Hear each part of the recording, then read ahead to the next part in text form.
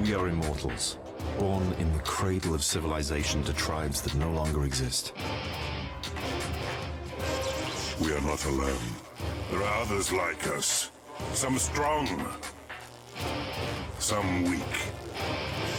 For centuries we have fought and conquered, and the world has come to fear our names. We cannot die unless you take our heads, and with it, our power. We are death on horseback. Bringers of darkness. The Four Horsemen. In the end, there can be only us.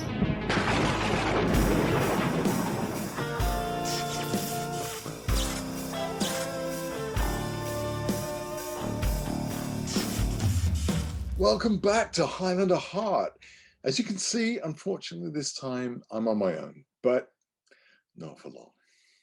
Joining me are four powerhouses of the Highlander series who went on to get their own audio series as well by Big Finish. I didn't quite manage to get them all together at the same time. There's a story there. But for now, here you go. Here are the Four Horsemen of the Apocalypse. Okay, so you've got a phone beside you there, Grant. I do. And Val is on the phone. Can he hear anything? He can, yes. Can you hear him? Let me just say. can. You can, yes, there you go. Val, mate, you've got your flat cap on. What are you doing? Is it cold up north? I'm being cool. Yes. It's cool down south as well. You look like a painter, Val. You look like a famous painter. Do you have a cravat on? I wouldn't say I'm a famous painter, but I'm a painter. I know. The guy who takes my boy for a walk 3 times a week, he said to me, "You look like a Parisian painter." There are worse things to look like than a Parisian painter. Oh, look at that. Brothers! Hello. Where on earth are you, mate? You look like you're in a nail salon. No, I'm in my kitchen. But Freya likes these fairy lights, so they're still here. Lovely. How are you? Lovely. Very, very well. You look great. Yeah. Thanks. Oh my God! Hold on, let's have a look. Is that Valentine on the phone there? Yep, there he is. Hi, man. Hi, Val. And is Mr. Testori not around? I don't know.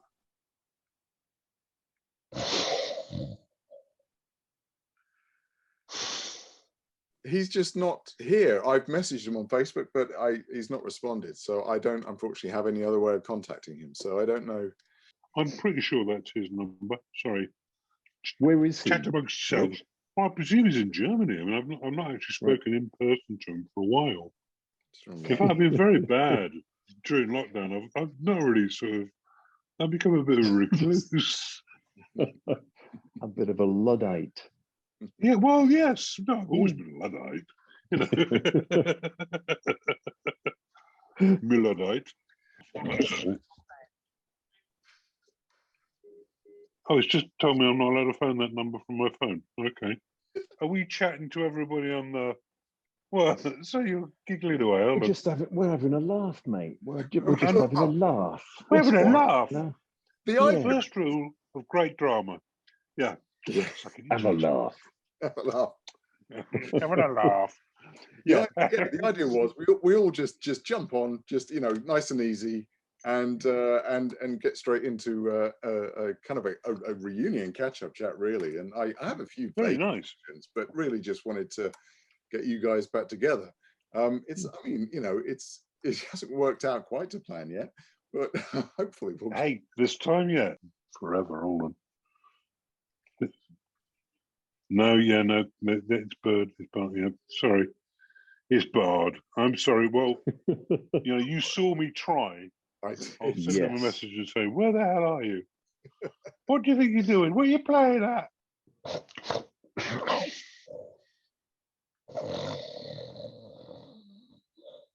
You say you'll be there, then you're not there. Grant will just Photoshop him in later. Yeah. There'll just be a screen. I mean, he's doing that with Val right now. So. I don't. Val, are you wearing a sort of a jaunty cap there? Is it for a part? You look like you're playing a French surrealist painter. Oh, that's not the first time that's been said today. Yes. Oh, did we say what you thought, Peter? Did I see what? A Gauguin in the offing? Gauguin? No, you mean a little Gauguin? I mean a little Gauguin. No, I not that I know what Gauguin looks like, but I just pictured you in a field somewhere with some poppies, but painting them. Oh, we got another one. There you go. It's a painting. There's another field. Fields everywhere. Fields. California is known for its fieldage. My God. No, it's not a Gauguin. It's country folk. No. Van. Right. Well, let's make a start then, shall we? Sans Marcus, and welcome 3 of the 4 Horsemen of the Apocalypse. Hello. Hey up. The 3 Horsemen of the Apocalypse. Mm-hmm. It's got a nice ring to it. Thank you for coming on. I really appreciate it. It's lovely to see you all. Unfortunately, we don't have a Marcus at the moment. So how are you all? How are things with you guys at the moment? I was trying to figure out how long it's been since you were all together. I think, I could be wrong, I think it was March 2006. What was that? Was that the Birmingham? The Leeds one? Yeah, the Yeah. Leeds. I think that was the last one you guys were at together. Was that 2006? Goodness me. Oh boy. Okay, so 2006, that was when I did Holby, so I would have been in England. And you let me play the hero, that would make sense. sort of worked for me as well. Yeah. Did we do a lot of singing that night? Was it the Royal Armouries? Yes, it was. Yeah. Yes. Yes, it and was. we were at the Leeds Grand. Hotel I know very well, but I never knows. Yes. Yeah, the one next to the train station, wasn't it? Their ballroom. Yeah. Yes. And the near the Tetley Brewery, isn't it? That's next to the train station as well, if I remember rightly. Or maybe that was a cab ride away. I'm fairly sure some Tetley was imbibed. Definitely. And I don't mean the tea. No. It's proper proper Tetley. You're Greg with a thick head on it. Yes. That's right. Yes. So what have you been up to since? I'll go to Val first. So let me just explain firstly. So Valentine is here on my phone. Unfortunately, we didn't quite manage to sort out the technical side of things. But hopefully you can all see him there. So Valentine, how did you get on? What have you been doing since 2006, since you were all together last? Well, I broke my shoulder really badly, and so that put me out of action for about 2 years. And then pandemic happened, no work. So during the pandemic, I've had to find ways of being creative. So I'm writing a novel. And yeah, that's fantastic. And I know. I don't know. It depends on the novel, doesn't it? I mean, how the novel turns out. I'm about a third of the way through. I was 10,000 words into it, and then I read an article regarding Gertrude Stein and somebody else, and Hemingway, who is probably my greatest favorite author, was 20, and he was in Paris, and he met Gertrude Stein, and she and this other author gave her exactly the same advice. Get rid of the adjectives. They kill a Yeah. So I 10,000 words, and I thought, well, I'll give it a try. I basically got rid of all the adjective. Now, difference, night and day. It's brilliant. Interesting. That's really, I think that's fascinating. I think, Rich, you seem to react to that. I know you're writing at the moment as well. I'm not writing a novel, although Kathy, my wife, is. She ended up doing a degree in creative writing at Middlesex quite late. Mm-hmm. And actually, without blowing her trumpet, got the highest first they'd ever awarded. Wow. But she just has no belief in herself. So she's writing this novel that she's been writing for about 20 years on and off, because we ended up home tutoring, as I think you probably know. And but over the last year, she's really got down to it. And my God, every chapter I read, I'm kind of like, whoo, whoo. I mean, I won't go anyway. But that's Kathy.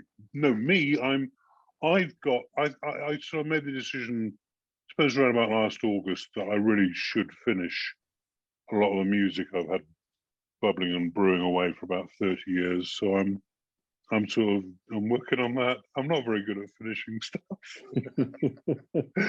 You know, it was the one thing I said to Freya when she started playing. I said, stay away from computers. Just, finish a song at the kitchen table or the piano, which she did. And now she comes back to me, she goes, Dad, go away from the computer. But the thing is, she has a whole team of people who helps her produce the track. I'm learning how to do the whole thing. But she is right. I mean, I tend to write better songs just around the kitchen table, if any. So that, yeah, doing a lot of that at the moment. But also I'm sort of learning lots about production, and I'm doing a kind of quite an intensive course on dance music at the moment. Wow. To sort of blend sort of, traditional songwriting with something a bit more, with a bit more bite. But traditional, no, I mean, and also I noticed that when we got more and more into home tutoring, that just doing, going away and being away from home in hotels for so long just wasn't kind of working so well. First of all, I wasn't going up for as much stuff. So the voiceovers took over quite a lot. Thankfully, Peppa Pig's still going. So, and they've, we finally hung out and got reasonable kind of payday on that. I'm not really supposed to talk about that. I mean, Sam and I lives together. We are living in a world of NDAs, so I'm not as I said. Yeah, that's kind of kept us ticking over.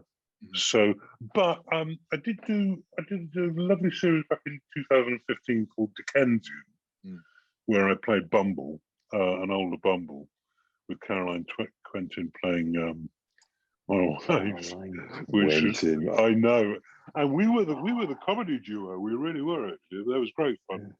And I got to play Henry VIII a bit later that year in a kind of more historical documentary type thing. Lucy, what's she called? I can't remember her name now.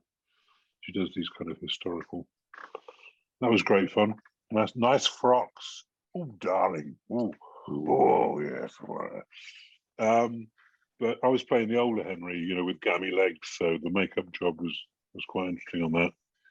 We're going to put like pus-filled things on your legs, and you're lovely. Ooh, yummy.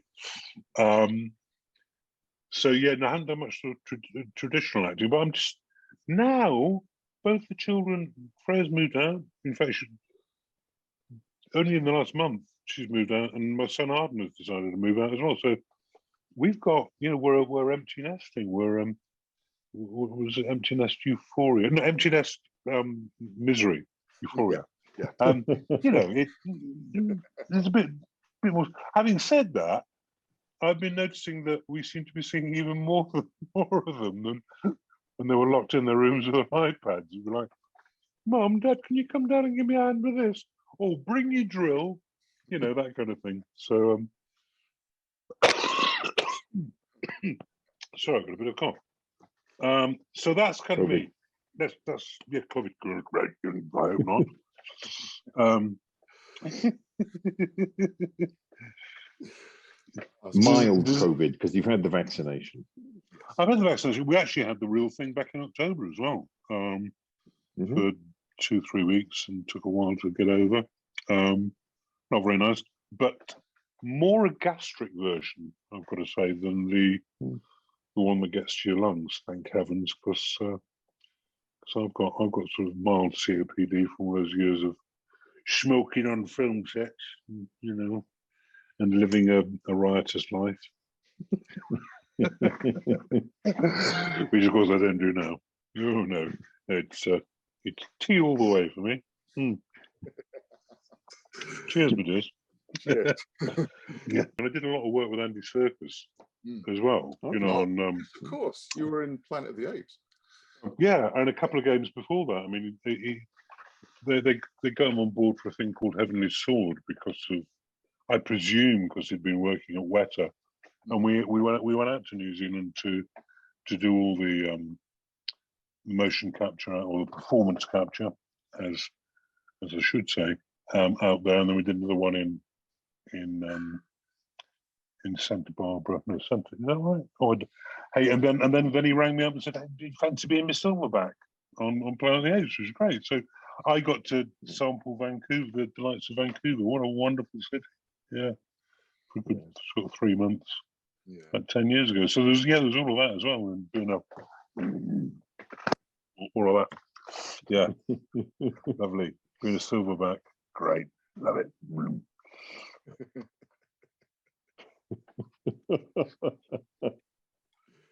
No, that's fantastic. A performance entirely based on facial expression. Yes, pretty much. Yeah. I mean, thank God they also had an Olympic gymnast who was doing a lot of the leaping around. I did some of it, but it was like the really sort of. And now, you're going to just like swing up that trigger? Off you go, then, mate. Wonderful fellow. Yeah. And Peter, obviously, we know everyone knows what you went and did after that. You fantastically returned to medicine, which was incredible. Tell us a little bit about that sort of journey. Yeah, 2011, I went to med school. Went to Vermont, wherever that is. Spent 4 years there, and then was back in California for anesthesiology residency in San Diego.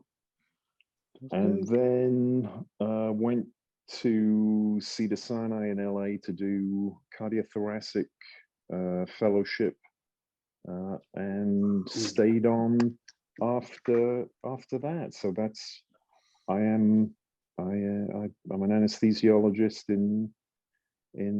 at Cedars in LA, which has been tremendous fun and extraordinarily challenging. Just yeah. Oh, well done, man. Yeah. Thanks. That's glorious. It seemed like a good idea at the time, and it still seems like a good idea now. So I think I'm going to stick with it. Yeah, great. Yeah, it's been a journey for sure. I was trying to think when it really started. My wife went back to school in, I think it's probably 2008. Went and did a PhD in clinical psych.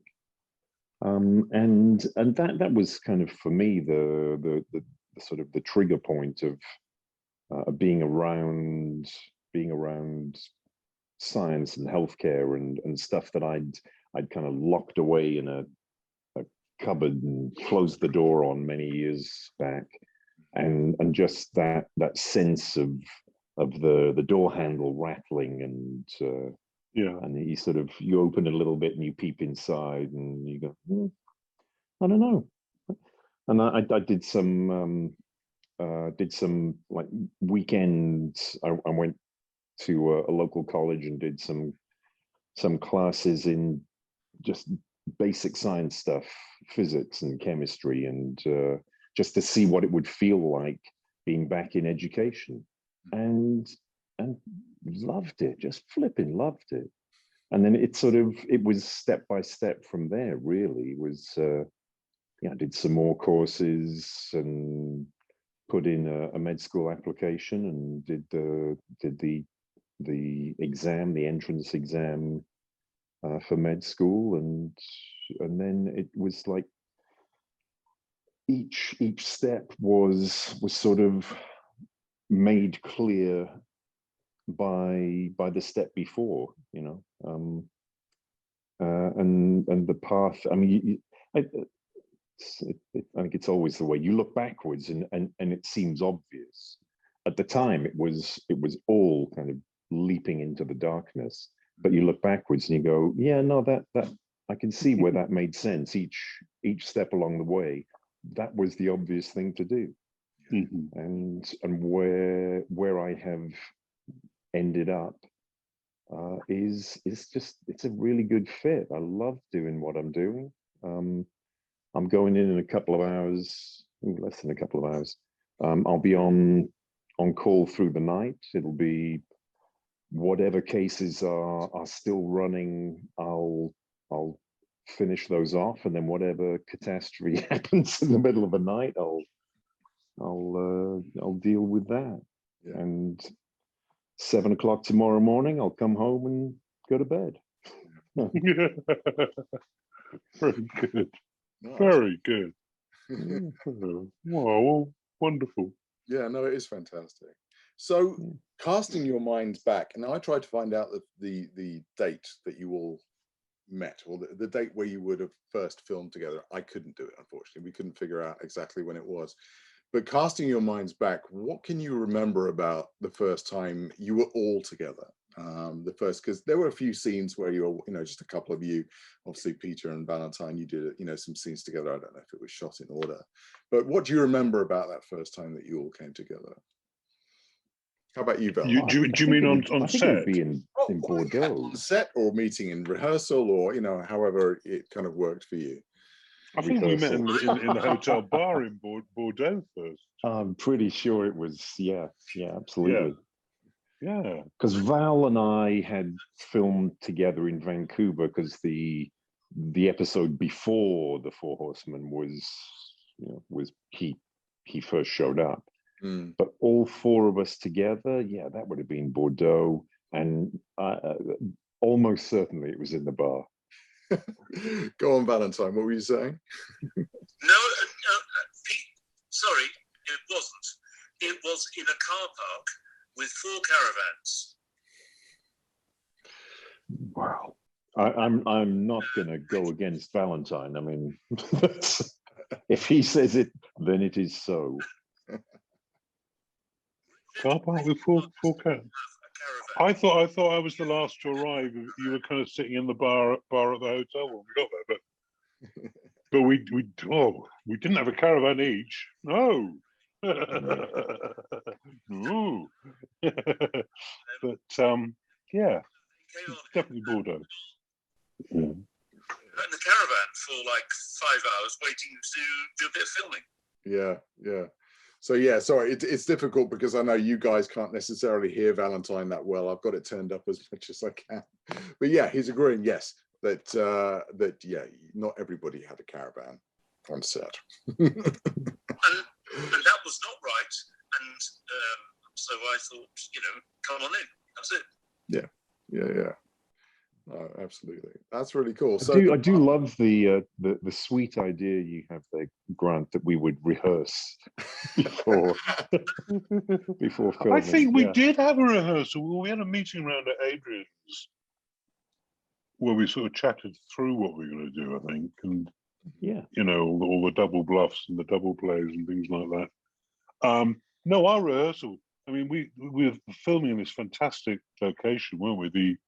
The submarine base, the U-boat base. But I remember there was this kind of area that was, I think, owned by a kind of, they're kind of a heavy metal but djembe French band. and they'd allowed us to have it for a couple of days or something, and they had this really cool kind of retro punk kind of, or maybe that was our designers. I don't know. It was a bit of both, I think. But I can just remember us hanging around a lot, and that's when we did all the first rule of great drama stuff. We were going over lines, weren't we? So I'm sorry. I'm not sure if I was taking it seriously enough. You got to have a laugh, haven't you, now and again? Yeah. Not taking it quite as seriously as Adrian was taking it, perhaps. Oh, perhaps. well, on camera, obviously. You know, as soon as you turn over, it's like, yeah, go on then. Go on then, Valentine. Hit me again with that sword. Go on. Well, Valentine mentioned this earlier. So some areas where you do have to take it seriously, obviously, are the action sequences. And Valentine, why don't you tell the story again of the moment where you accidentally hit Richard? Well, it's not usual for me to screw up, but on this particular day, I screwed up. Richard's hand and arm were wrapped up in hessian, I seem to remember, and I was supposed to strike the sword out of his hand, and I struck his wrist or the thumb, and I thought, oh my God, what have I done? And but Richard was really, because he's a big guy, is Richard, and I was slightly worried, and he said, I'm fine. And luckily, his thumb wasn't broken. But it was a heavy sword. It was a one and a half iron broadsword sword, so it could easily have been broken. But luckily, it wasn't.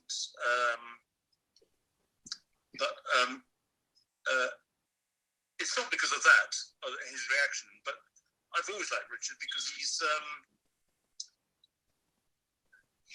everything. And he's just fun to be with. Oh, thank you. Oh, no, come on, what are you drinking? And I would echo Valentine's comment. He doesn't usually make mistakes. He's a very, very good fighter and a very good horseman. So no, he does not usually make mistakes. I think it was one of the things. It was one of the last shots of the day. We were losing the light, and was it Marcus and I had to hold this hessian out, and he had to kind of cut it in two, or maybe it was, I can't remember. Were we on? Was the camera on Valentine? Or was it on us? I can't remember, but I know my hand wasn't in shot, and I just like thought, oh, well, the camera's rolling, so I'm not going to flinch at all. What a pro! What a pro! But yeah, there was a big flappy kind of cut. I mean, what really pissed me off was that after filming that, we had to go and find an A&E, and it was like miles away. By the time I got back, you were already in the pub, and You missed out on the best bit. you know. So it seems evident from watching it that you all really gelled as a group, and seeing you subsequently at various conventions and things over the years after that, you just seemed like such a tight-knit kind of sort of unit. You just seemed to bounce off each other so well. Was that the case on set, and did that come quickly, or did that sort of form gradually over the course of the filming? Yes, it was. Yes, it was the case, and I think it was from the moment we met. I mean, that's one of the things that makes the business so frustrating and so wonderful, is that sometimes the alchemy is there and it works, and it's easy and it's obvious. Yeah. And then you put the same elements together in a different context and it doesn't work. Yeah, true. I also think, I think we started on a high, and then we discovered O'Connor's and did a lot of drinking there, and that helped as well. A bit of singing. Bit of sort of, the odd day where you might have a bit of a hangover, and hey, those days are so far behind me now. But so I have very fond memories of lock-ins and singing O'Connor's with the brothers. Yeah. Yeah. But yes, it is a while back. I think, was it 1997? Was it not 1996? Yeah, I guess. Something like that, wasn't it? It was going back quite a way. Yes, yes. What was Quite it? a way. Season 5? Season 5, yeah. And the show ended in 98. So yeah, probably 96 or so 97 maybe. It was a long time ago. It was. Yeah. We were so much younger then. I had all my own teeth. Hey, don't knock it. Now I've got someone else's.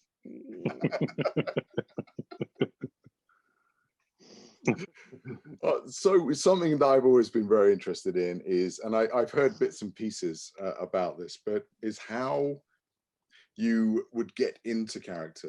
For obviously, I think, Val, you mentioned earlier, famously, that somebody asked you, well, how did you get into character for one of the Four Horsemen of the Apocalypse? Well, there was no way of doing any research, so you just kind of like went with it. But you also mentioned another thing that helped you really get into character in the jacket. Look, an actor's journey towards a character, without getting too pretentious about it, it goes in different ways. And an actor will discuss with the costume designer what to wear. But in this particular case, it was Ken Gord, the producer, who said, this is what he's going to wear. And he decided what the costume was going to be, and the jacket was the major part of it. And so, and it was a great costume. Really, it was perfect for the character. And after 2 episodes, I was so in love with the character and so in love with the costume, I always like to take a memento back from a good job. And so I said to Ken, can I buy the jacket? And he said, no. And I said, why not? And he said, I'm going to give it to you. And that was it. No. No. That's really I'm still wearing it today. Excellent. That's very cool. That's also a very, very kind of subtle way of saying, you haven't put any weight on. I hate you. Sorry, joking. Now, Peter, I have heard tell of a music playlist that you would listen to in order to get into the mythos mode. Was there anything else that you used? And can you remember any of the songs that would help you get into mythos mode? Yeah, I used playlists for lots of characters, and they would be, they would start off fairly kind of generic, and the more I play the character, the more specific they would be. I really discovered that was helpful for me. I mean, partly during Highlander, and so it was more a feature afterwards. So I have playlists for the guided in Riverworld, and for the what was the God? I'm so old. My brain is so frazzled with drink. Battlestar Galactica spin-off was called Caprica. Yeah. So there's a whole bunch of playlists that I have. I don't really have a specific playlist for mythos. There were songs that I used to kind of change mood for different kinds of scenes, but mythos was he was more. There was an image that I had from Planet of the Apes, Galen, that Roddy McDowell, where he would just kind of cock his head slightly and think about things, and that was more. There was more.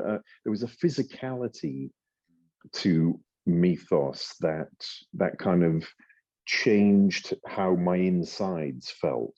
That because he was all about a way of looking at the world and a kind of being at peace with the absolute random weirdness of it. Yeah. That kind of I could get to that place fairly quickly, and then I used music to change whether it was an activating or a more melancholic, or change my internal mood. And it was really from that discovery with using music to change my baseline state that I then started being able to compile a playlist specifically for a character. That's excellent. Yeah, beautifully articulated that. And yeah, I'd do the same as well. I'm really good at being a pretentious wanker. No, I think that was at all pretentious. For me, I mean, going back to, I mean, sorry, I'm leaping in. You should. Yeah. I know some actors sort of say, no, it starts with, what shoes am I wearing? It always used to be for me, yeah, your underpants. What underpants? No, of course I'm jesting. Almost impossible to find crotchless panties these days. I know. Well, just come on then. But for me, the character was, I remember meeting Braun, and he said, I've got these two little throwing axes, and I thought, what? No, Silas has got to have this huge axe. And he was ever so worried because he didn't have time to have it made properly, and of course, on the final night shooting, we had accidents. But that kind of did it for me on the show, because a lot from Silas, for me, the trick was often just becoming very emptying your mind slightly and not having quite so much going on, which kind of matched well with the kind of the hangover. It was all part of research for the character. Absolutely. Yeah, I thought this through. I mean, some jobs, of course, I wouldn't dream of being a hangover, but this one, I think I need to just kill a few brain cells and just, of course, he is quite childlike at times, but once the axe starts moving, he's lethal, Does that help? Yeah, no, it does. It does. And these like the aspects that you're talking about of the character were actually further explored when you were all asked to come and do the audio drama for Big Finish sometime later, where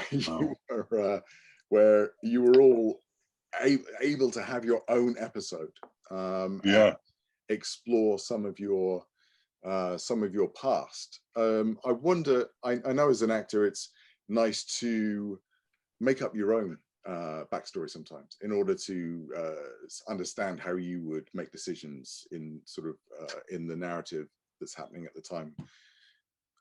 Did they conflict at all with what you had imagined your character's backstory to be, or did they kind of just sort of merge nicely with that? Did we do a radio drama? I have no recollection. Yes, you did. You guys ever like see something on TV, or you see a clip of something and you think, I don't remember ever being in that. I mean, it's clearly me, but I have no recollection of being in that show. Yeah. Nice frock, though. Yeah. All that matters. Sorry, I couldn't resist it. Believe it or not, I am really not that camp, but it just comes out when I'm with you lot. But going back to your question, Grant, I mean, no, it was a total shock for me that Silas was like he was because he had a thing lodged in his brain, and you take it out like that. I mean, it's a while since we did the Big Finish thing. Actually, it's Yeah. a good 15 years, isn't it? So, Yeah. and I haven't been back to it that at all. But I do remember thinking, God, this writer, he doesn't know how to use a full stop. I was like, yes, I can make that work for you, but it's going to involve a very big breath. So bear with me. Right. But no, you did very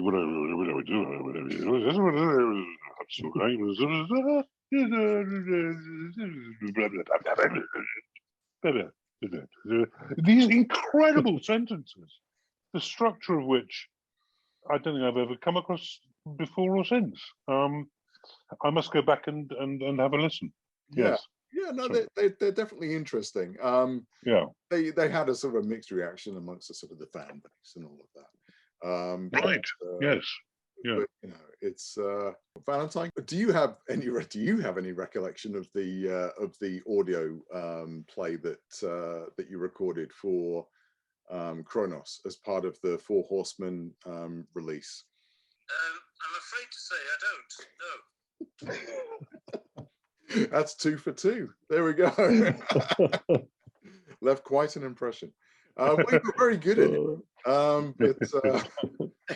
I think that's the first time I sat down and had a proper chat with you, Grant. Was there, wasn't it? Over at over at those studios. I mean, I've been to those studios a number of times, and I like what he's done though. These kind of horse booths where you can actually sort of face each other, but there is a fair amount of isolation should it be needed. So you can kind of do good radio production there. But and it was lovely for me as well because Max came and stayed with us for a few days as well, and it was great, and it was a lovely hot summer, and we had the ping pong table up, and and it was great. And I think Freya also had won some award, and the phone went, and it was like there was a lot of popping of corks and things.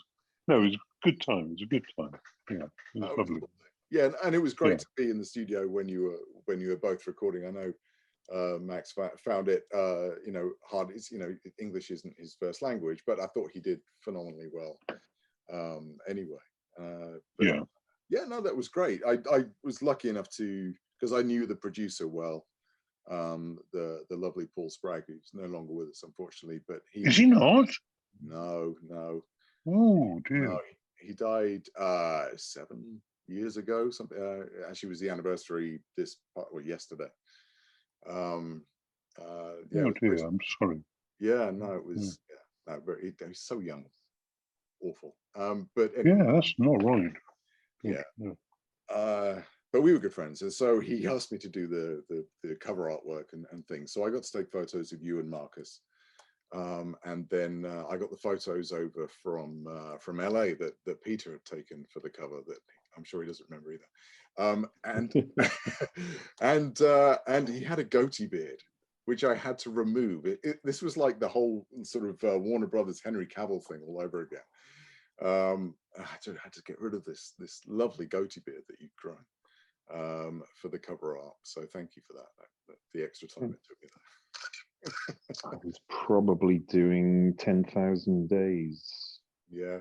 Which was a web series ahead of its time. Bunch of green screen stuff, icy post-apocalyptic world, which now is everywhere. Yes. Yeah. Well, this is the crazy. Obviously, part of the Kronos's idea for the Four Horsemen was to release this virus, and it's a weird. It's good. That's brought us all back together again. So yeah.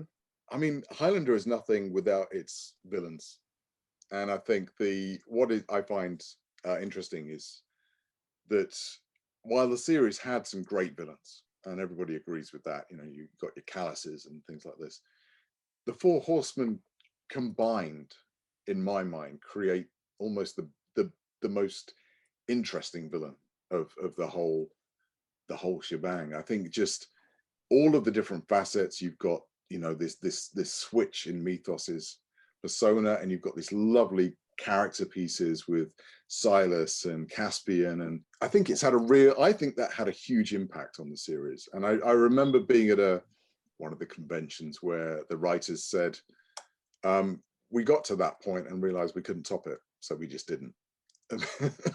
Right. Yeah, that was the jump the shark moment. Well, you could see it that way, but in my mind, it's always been the greatest moment. But Could I just interject here? Yes, absolutely. I think you've got it completely wrong. Okay. When I approached the character of Kronos, I thought, how am I going to approach this? And is he a villain or what?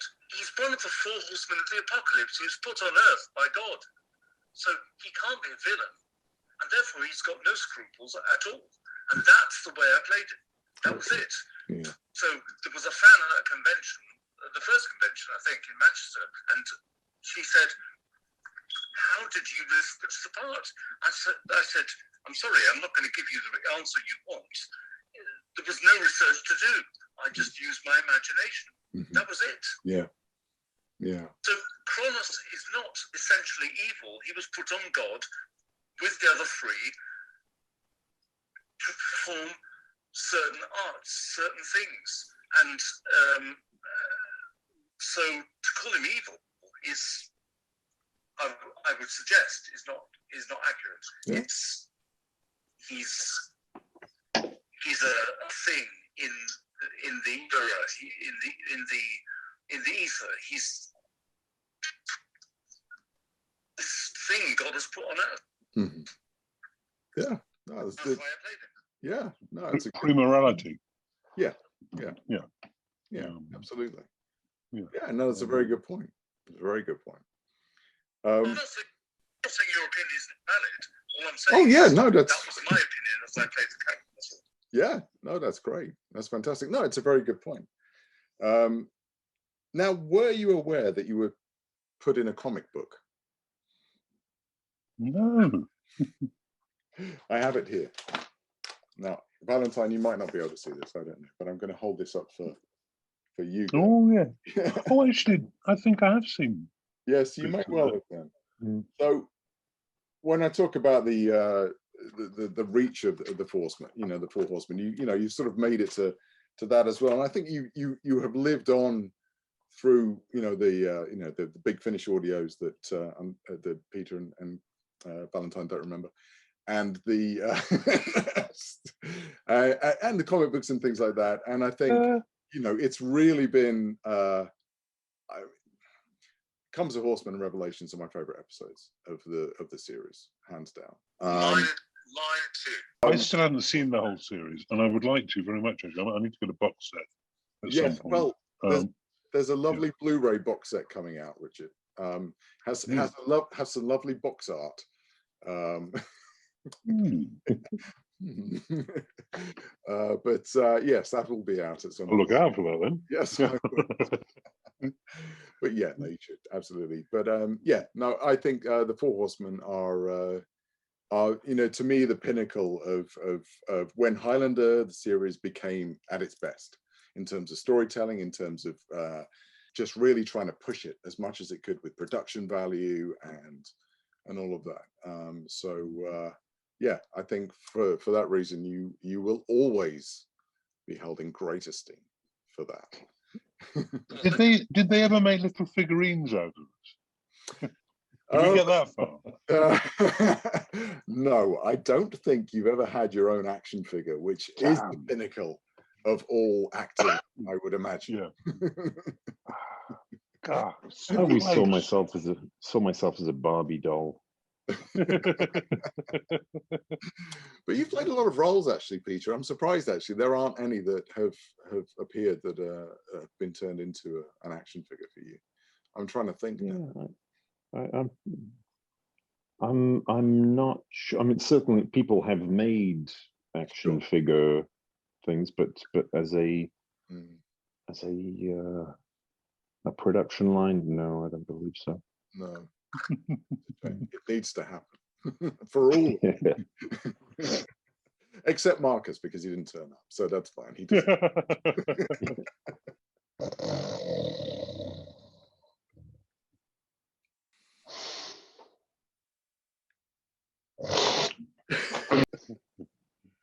Well, look, I won't keep you any longer, Peter. I know you need to get to work, and it's late for you, both Valentine and Richard. So thank you all so much for doing this. I have one last question. Peter, are you still playing guitar? Are you still playing? I remember you saying you should always do something that frightens you, and then you played a fantastic version of Hotel California. And I just wonder, are you still? I play at the same level that I've always played. I have a handful of chords, and I can just about hold a tune as long as somebody who really knows how to play is also in the building and playing with me. I started playing drums a little bit for therapy more than anything else. I find drumming tremendously calming and therapeutic. Yeah, fantastic. And Peter did a lovely rendition of Heroes with Eden at the convention in LA 4 years ago. Because he really knows how to play. It's different world.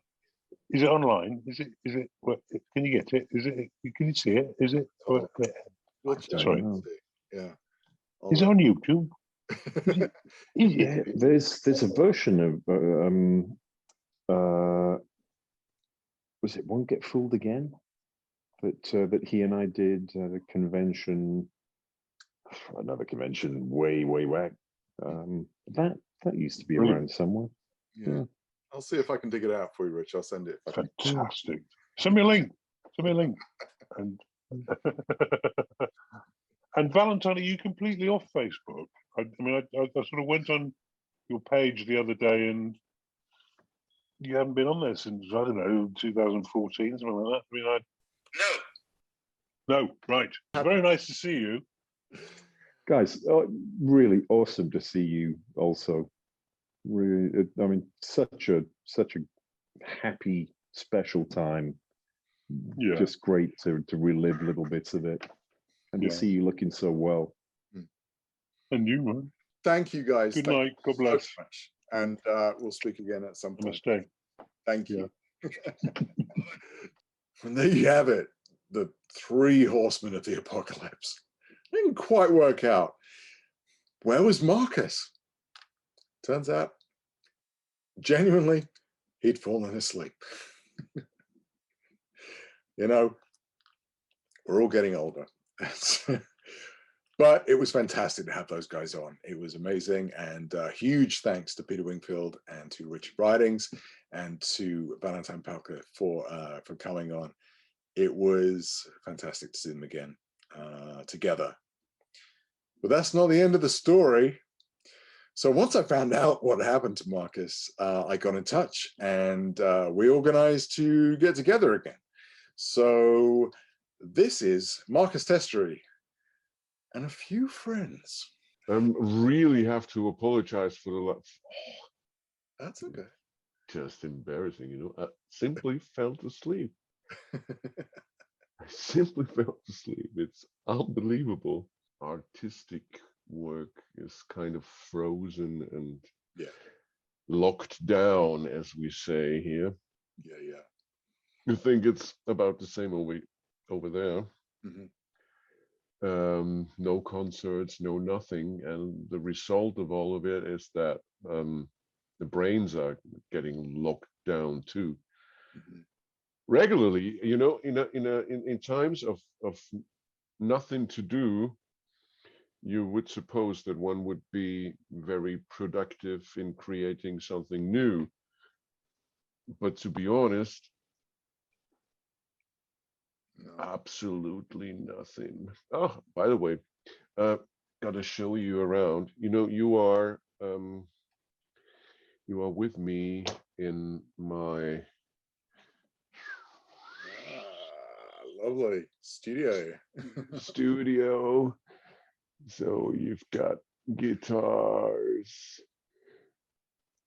more guitars, amplifier, old covers of my 80s band and stuff, and technique and beer and my special friend, grandfather raccoon. Okay.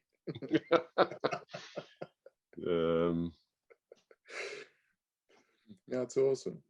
That's my, we're living on a kind of farm here in the middle of nowhere, and we have a lot of raccoons living in our how you call that? Wait a sec. Barn. Yeah, I have to ask my friend translator from time to time. No, that's fine. I remember did you used to be a paramedic? Am I making that up, or you? Yeah, that's it. Yeah. I'm still basically I'm still a paramedic, but I've changed the position from being in the ambulance to more administration and this process and quality management stuff. To be honest, I used to be a punk. You still are. And I used to squat houses. And now I feel like what was the guy's name? Brazil. The film Brazil. Yeah. Oh, right. Yeah. What's the guy's name again? Yeah. Oh, one of my favorite films ever. Terry Gilliam, of course. Yeah. You know that Rich introduced me to Terry Gilliam? Really? No, it was pretty funny. I was visiting Rich in London on a regular basis for years, and we would join up sitting in his kitchen making music. That's how I met his daughter Freya when she was like 3. Yeah. Tiny. Yeah. Now she's kind of star. I'm gonna build castles from the rubble of your love. What? Yeah. Time's gone by so quick. However, we were at the London Film Festival. Yeah, also pretty funny because we are sitting in Richard's kitchen, and phone rang. Went to the phone and said, "Oh yeah, okay, Do we have to wear a suit?" I was like, "What?" Okay. So, oh, that's nice. We're coming. And he was turning to me and said, like, totally forgot. We have to go to the London Film Festival tonight because I'm invited for a premiere, and of course you're coming with me, and we don't need to wear suits, and everything's fine. And well, there I met Terry Gilliam. Wow, amazing! Yeah, it was like, hey Max, this is your favorite. Terry, this is Max. Max, this is your favorite director. Oh yeah. That's fantastic.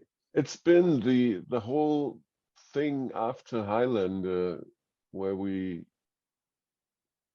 became friends, and all the time, whenever we met at one of the conventions, we really had a great time and enjoyed it a lot, and having the chance of seeing us, the four of us again. Yeah, the boys are back in town. No, absolutely. Well, this is the thing with the Four Horsemen. It's why one of the reasons why I really wanted to get you guys back together at some point, because having gone to all the conventions and things as well, Yeah. It was just so evident how close you all were and how well you all got on and how much of a camaraderie you all had, which by all accounts apparently is because of the pub and things like that that you were training.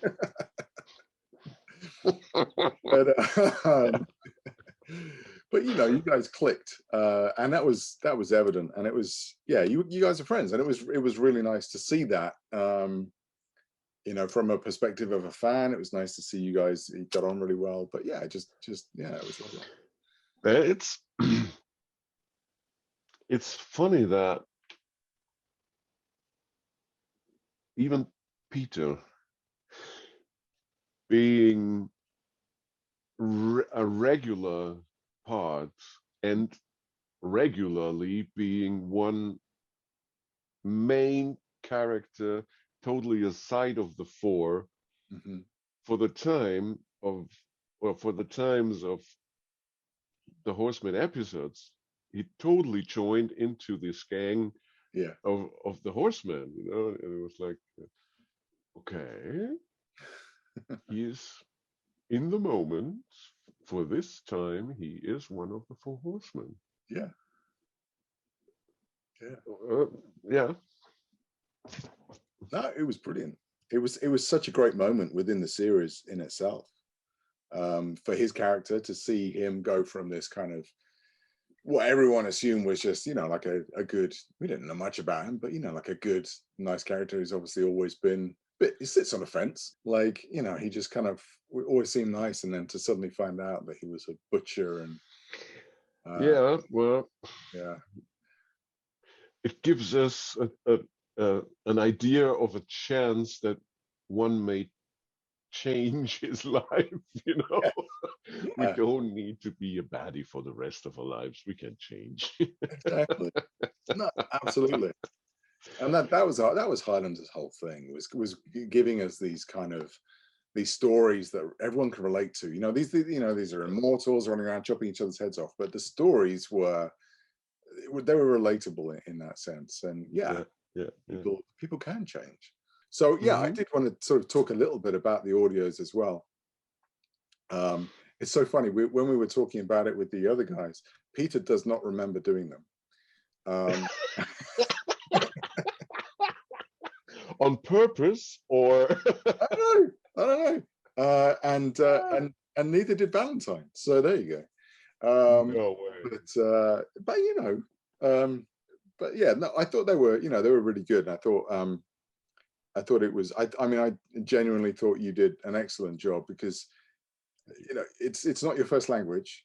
No, it's not. You know, and to sight read is very difficult anyway.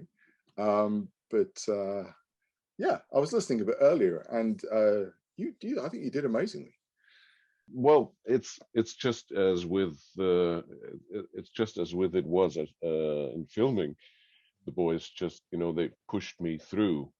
When I was totally on a wrong trip, they catched me in the wrong direction. This is how the language works, and this is how the role works. Okay, so we gotta do it a little bit different. But in between, they were all really, really very nice and helpful. And remember, we were all in separate cabins. Yeah. In my memory, they were in like half a circle. Yeah. And we could even see each other. Yeah. That's my memory, and it doesn't really mean a thing. I mean, the best memories of my most successful concert are from Cleveland. If you know Spinal Tap.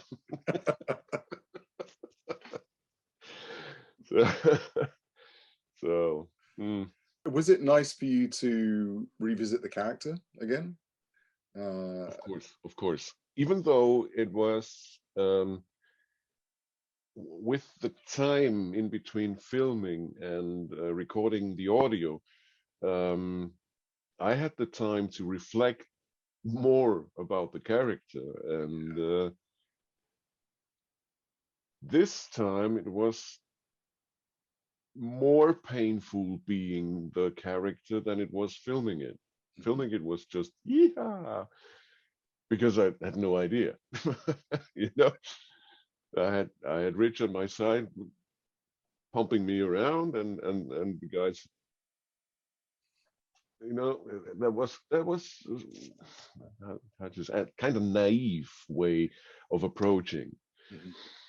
But as we did the audio, and when we did the audio, I remember that I had moments where I felt kind of glad that I don't have to be the guy for all the time. Let's put it that way. But in general, it is, you know, I think for any kind of performer and actor, it is nice being a bad guy, because you may free yourself from all the evil that you carry inside, like everybody else carries evil parts. But you've got the chance to, you know, set them free, and without going to jail for it. Yeah. And it's interesting what you said about the fact that in between filming that and doing the audios, you'd had time to kind of think more about the character. Obviously within the audios, your character got more of a backstory than he had ever had before. Yeah. How did that kind of line up with where you thought, he had come from in his past? It seemed kind of logic to me, or possible. You know, it's. I remember being pretty happy with the fact that I've learned more about the character with the audio than I had the chance to learn filming. Yeah. So because I always thought that these characters are so deep and profound, and you could make such huge stories around them and about them, that I was pretty happy that they took it this way. Hello.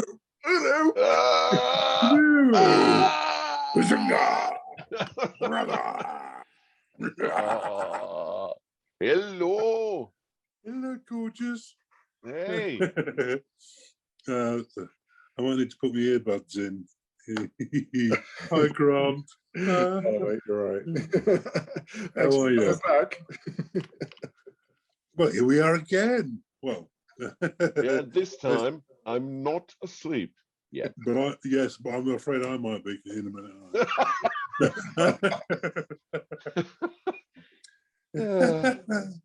Oh, how are you? Yeah, fine. You know, working all day for my funny, happy, chappy Maltesian nights.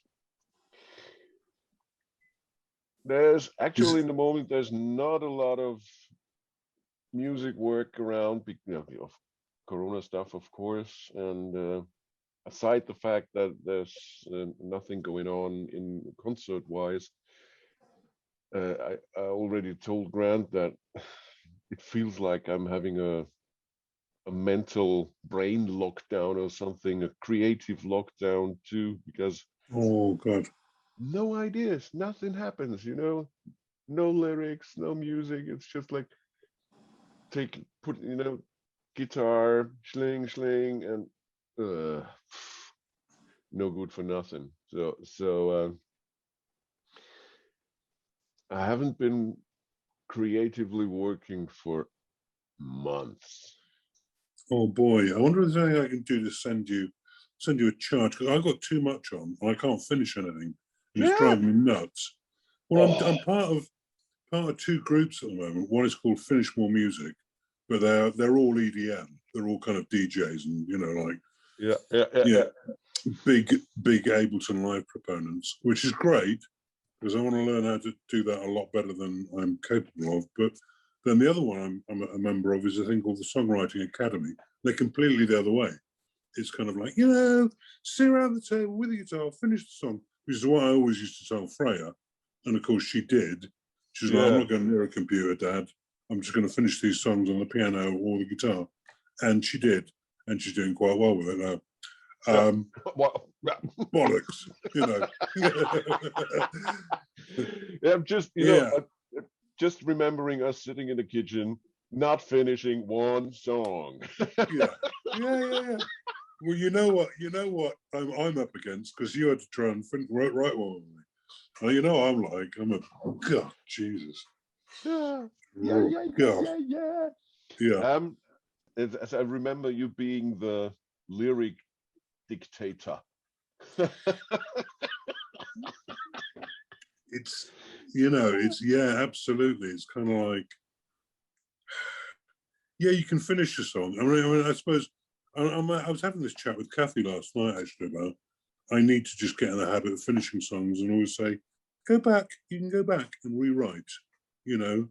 But often with lyrics, the aesthetic tweaking of things is just so important.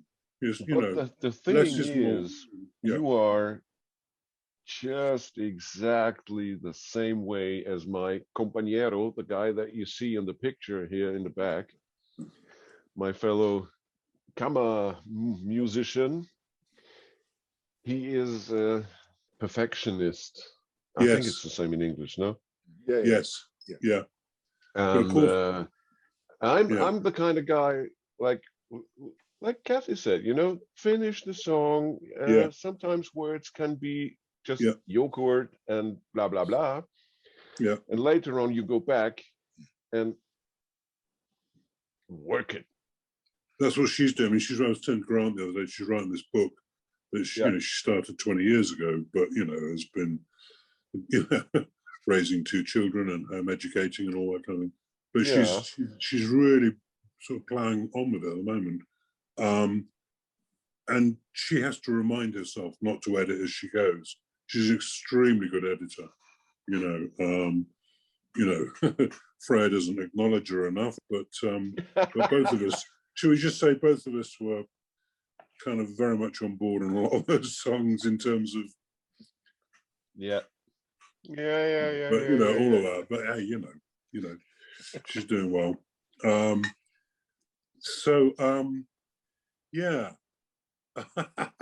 But that's what this Finish More Music is about. I'm not really there for the EDM side of it. I'm there for the mindset side of it. And the guy who's running it has really put a great program together for sort of busting perfectionism. Okay. There's a great book, by the way, called is it the War of Art, as opposed to the Art of War, by a guy called Stephen Pressfield, which I'd heard about for years. I mean, and you know me, I've got like 300 books on songwriting on my shelves and things like that. And I finally read this book and I was thinking, there's me, he's got me down to a T. The resistance, what stops you from writing? What stops you from sitting down and being creative? And, I am super blocked. I often say, do you know... Stephen Pressfield? Stephen Pressfield, yeah. Oh, I found it. Okay. Yeah, hey, great book. Technique. Great book. But do you know, have you heard of Mount Parnassus? Mount Parnassus was where the Muses lived in Greece. It's the home of the Muses. And I've said for years, I'm camped out at the in the foothills of Mount Parnassus in the fog. And every now and again, I'll try and go up the mountain with dragging a railway carriage sideways up behind me. And it's kind of like, that's what sometimes creativity feels like to me. But this guy, he's great. He's saying, no, the Muses love speed. They love sort of coming in and going, yeah, let's do that. Get the shape of that. Get that. Okay, all right, we're out again.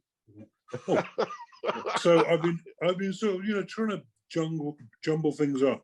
But all I've got at the moment is a huge jumble. And about 3,000 ideas on my iTunes.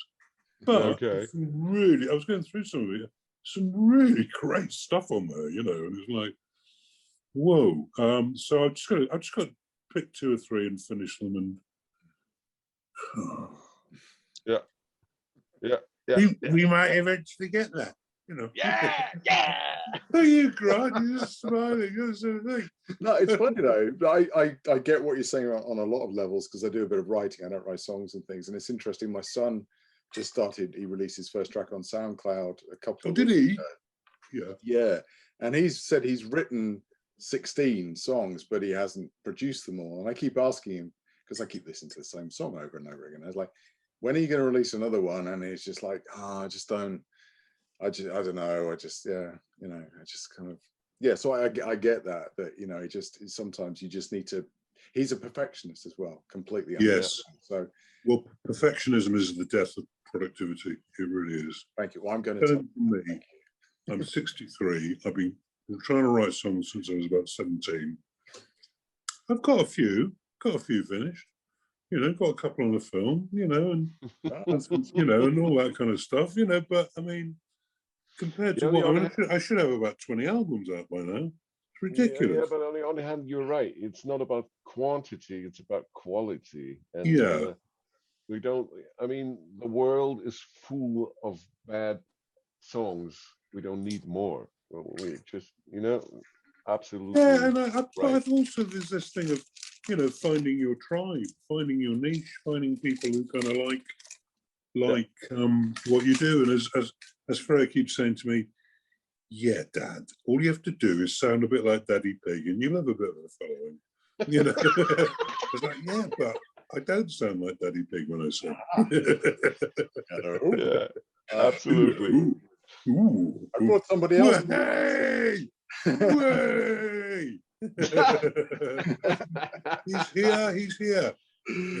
I don't know how well he can see you. I'm attempting to place it so he can see you, but I'll there we go. There. Hello.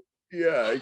I can see somebody waving their hands in the Yeah, air. That was Marcus. This is like me. Usually me. Oh no, it's Rich. We're all waving. Hi, Val. Oh. Bonjour, Monsieur Valentine. There you go. I'm going to turn you up a little bit so you can, hopefully you'll be able to hear him. Marcus says bonjour. Yeah, bonjour to you too, you Austrian. Where the hell are you, Valentine? In London, at home. Where is that? Which continent? Well, London. Ah, okay. Beautiful. Make sure you turn up. Good to see you. Yeah, good to see you too. This time. Your photos on the web. The guy who did your photos has done a very, very good job. Yeah. Well, this is this is kind of rude.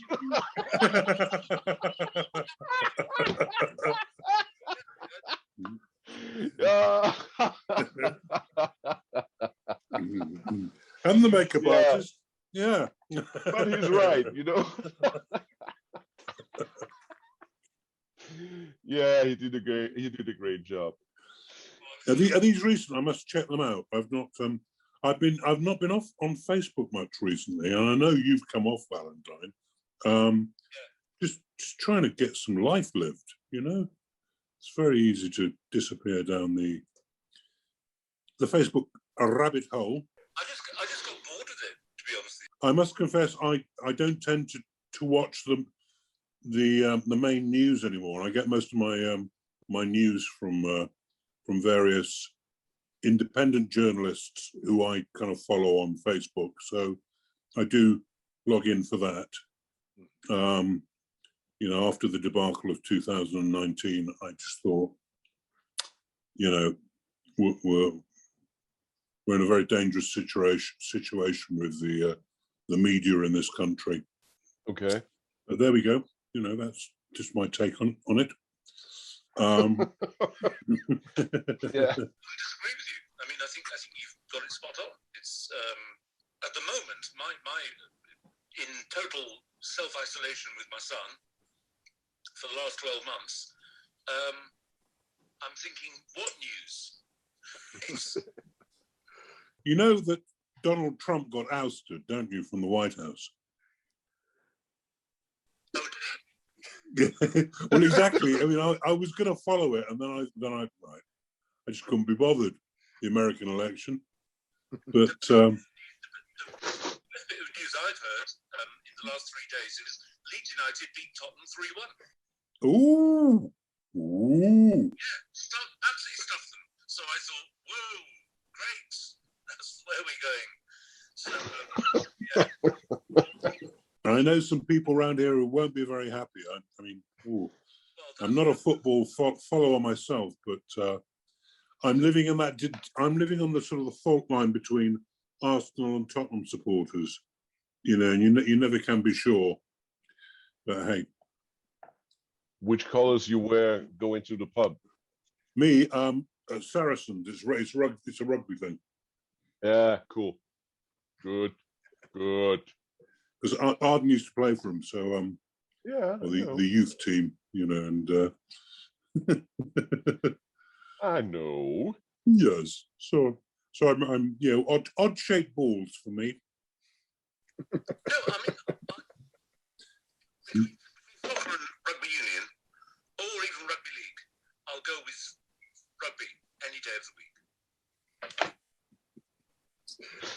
I may be popping in and out of frame as I'm doing the cooking at the moment. So I'm just going to check on a few things in a minute because Kathy's doing her desert island discs for her theatre group at the moment. They're doing a lockdown desert island discs.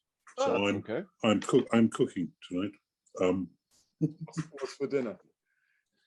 It's now what is it? It's it's brisket with Texas style sauce, new potatoes, green beans, and pomegranate seeds mixed in with it. Very nice pomegranate seeds.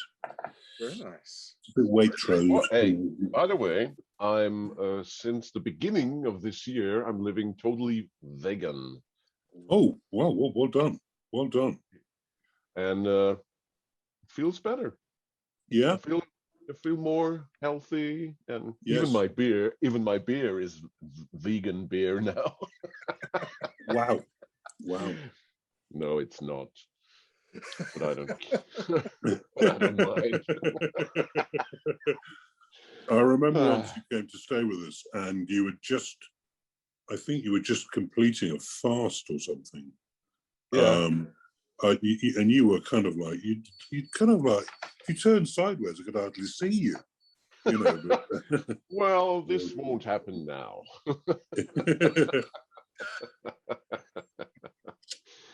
And, I'm healthy. Good.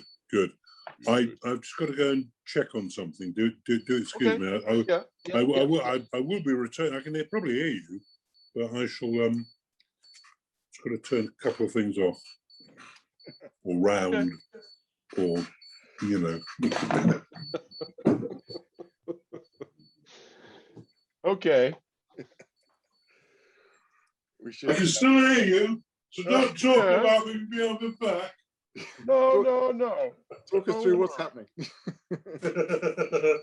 Cooking with the Four Horsemen, or the Three Horsemen. Yeah. That would be a nice show. The cook show with the Four Horsemen. Exactly. Well, yes, I hear you. Oh dear. The phone is ringing. That's my timer. Hang on a second. I think Mark, somebody's phone's ringing. And that was me. That's you. Marcus, Valentine asked where you're living at the moment. Pretty much in the middle of Germany. It's in the middle. You know, if you take the map of Germany, it's in the middle of between Frankfurt and a town called Kassel. Okay. Northern town called Kassel, and the little village is called Romrod, and we're living on our little cottage here.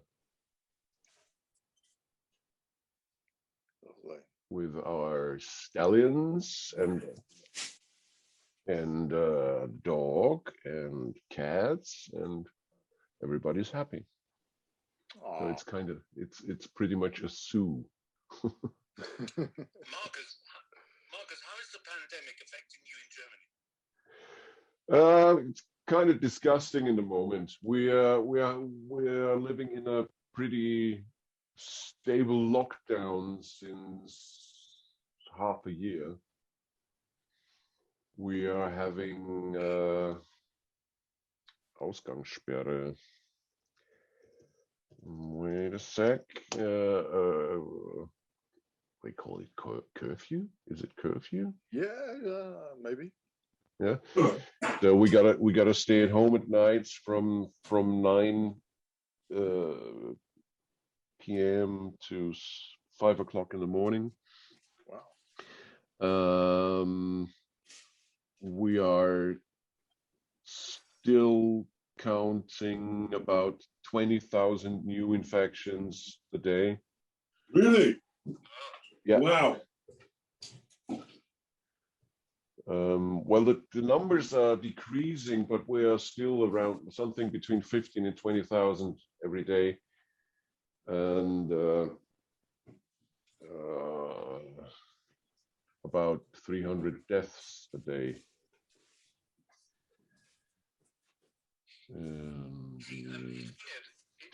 The situation in the hospitals are pretty evil.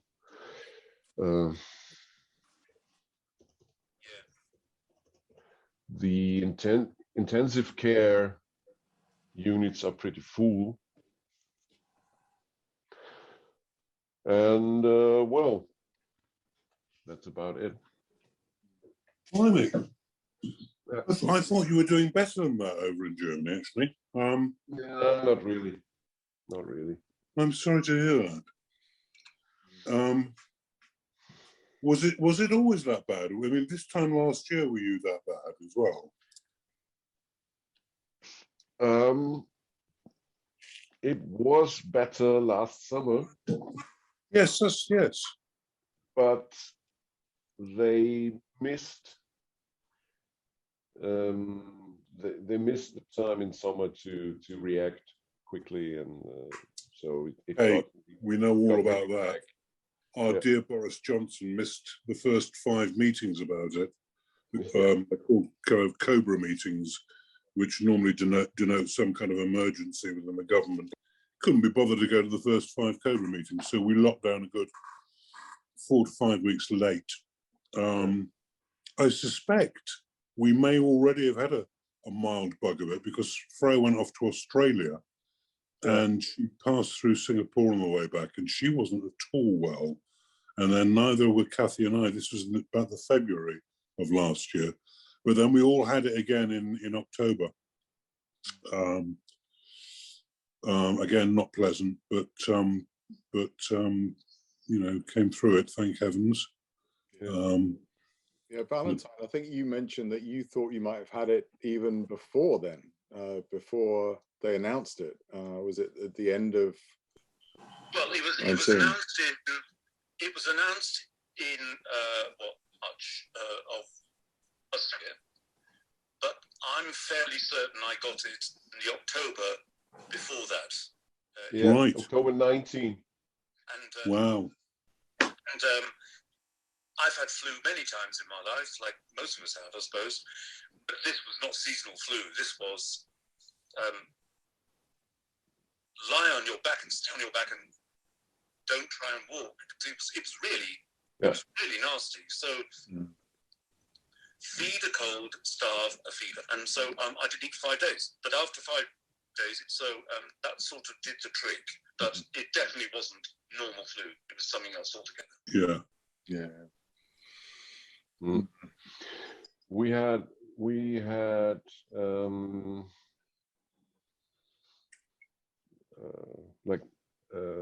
Nadia had a very, very bad, whatever it was, cold, flu, or COVID.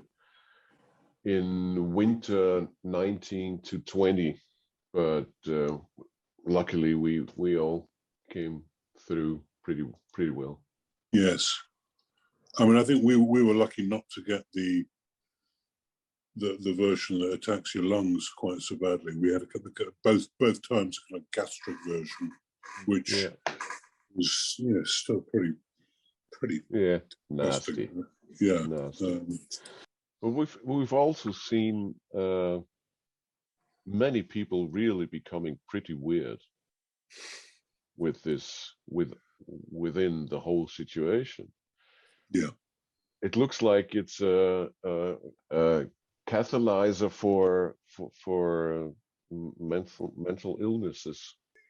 You couldn't have articulated a worse conditions really for bringing on mental illness. I think this lockdown and enforced solitariness. It's also, it's almost working in reverse now as well. I've seen some people commenting about the fact that it's almost scary that everything is opening up again. People are so absolutely living in their bubble that all of a sudden they've got, they feel like they have to socialize again, and it's just changing that mindset. Yeah, I have a bit of that. In fact, it was only last night Kathy was accusing me of saying, "You've quite enjoyed this, really, haven't you? It's been a nice beard for you because you don't go out a lot anyway, do you?" I'm the same. And here she is. My God, I shall have to terminate this soon. We'll say hello to the chat. Here's my bodacious. Hey! Lovely to see you. Lovely to see you. Have you all been naughty boys together? We're being naughty boys. Richard has made you a lovely dinner. I'm very jealous. It sounds very nice. Yeah, no, it's about ready to eat actually. So we will. Yeah. I will probably take my leave in 2 or 3 minutes if that's all right. Of course. Delightful though this has been. Yes. And I hope you do another one soon. You know how to organise Zoom things. Yeah. If we can't get together in another way, you have to make a few of these things. Exactly. Yeah. Exactly. Hey, Valentine, I remember you telling me that you wanted to write a novel about 4 actors aging, playing the Four Horsemen on a stage play, and all the troubles they going through with, playing the whole thing again and again, all their lives, aging. You remember that? I have to say, as an idea, that reminds me of something Kathy wrote when I was at the RSC in the 1990s. We did a Not the RSC festival, and Kathy wrote this. We should write a number of one-act comedy plays, but one of them was called God's End, and it was a load of gods from different pantheons in an old people's home. So I was Thor, another lady was Isis, and then there was this wonderful little actor we had at the RSC at the time called Callum Dixon, who played an aging Eros. And that was a lot of fun. It was a lot of fun. But as you say, yeah. Aging archetypes as they start to get bad backs and bad knees and things like that. Yeah, great stuff. Yeah, but and falling asleep instead of being at a Zoom conference, dozing off in the middle of TV programs. I mean, anyway, I must love you and leave you. I'm afraid. Thank you, Rich. Enjoy your dinner. Yeah, this has been quite wonderful. Lovely to see you again. Mm-hmm. Rich, talk soon. All strength. Yes. Kisses Definitely. to everybody. Shall do. Okay, bye for now. Cheers, bye. Oh, bless him. So, Valentine, do you remember that idea for a novel of for actors playing the Four Horsemen? Because that sounds fantastic. I'd read that. No, I don't. I don't remember that at all, actually. It was at one of those legendary nights in the pub when still filming, and in Bordeaux, I think. Yes, it was in Bordeaux still. And yeah, it just popped out. We said, well, I think I have to write a novel about four actors. Yeah. That'd be cool. Maybe that's your third novel, Valentine. Maybe, but I mean, the pandemic, you've got to look at it two ways. This is the way I see it. There's a negative aspect of it. Yeah, fine, I get that. But if we can't act because nobody's doing anything, then you've got to do something. Mm-hmm. And I can sit down and write, and that's what I'm doing, and it's a lot of fun. Yeah, it's really good, and my son seems to be doing it quite well. So yeah, hey ho, here we go. That's awesome. See, I'd be so happy if it would work. As I told Grant before, that I feel like my brain is in lockdown too. It feels like, cotton, and there's a lack of inspiration in the moment that I don't really know why, but it is like it is. And all I can do is just sit back and not force it, but wait for it to reappear. Yeah. Do you think maybe some of it is the lack of human experience that everyone's because there's yeah, absolutely. You've got no impact, there's no sensation, no input. Yeah. It's because we can't shake hands, we can't touch anybody, we can't hug anybody. It's just it's a really dreadful experience from that point of view, I think. Yeah. No, absolutely. Well, hopefully we'll get out of it.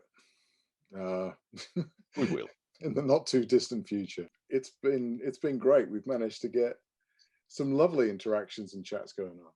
Well, thank you, Marcus. It's been great to speak to you again. And thank you. And Marcus, take care. Talk soon. All right. Take care, mate. Take care. Bye-bye. So there you go. Thank you to Marcus Testery for doing that. Really appreciate it. And again, thank you to Richard Ridings and Valentine Pelker for popping in. It was fantastic to see those guys together again. And again, Peter Wingfield for coming on earlier. These are all amazing, busy people, and I couldn't be happier that we managed to get them together.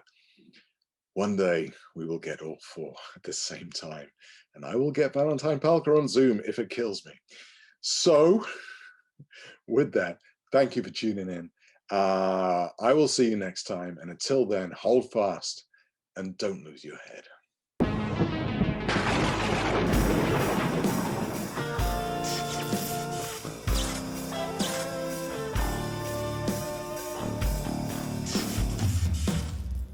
But you host a sort of a channel, do you, on YouTube?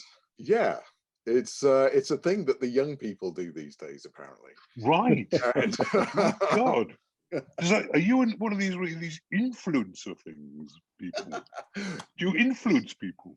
No. If I tried to call myself that, my son would rip the piss out of me. Yeah, absolutely no. Right. But I'm more of an under the influencer myself. Under the influence. Very good.